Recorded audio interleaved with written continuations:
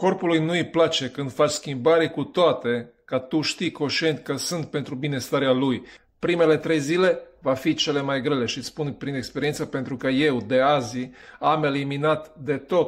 tot ceea ce însemna dulce și crede-mă, sunt o persoană foarte disciplinată, dar e foarte dificil. Dar corpul nostru și mintea noastră nu sunt făcuți să ne facă fericiți sau sănătoși, sunt făcuți să ne facă să supraviețuim.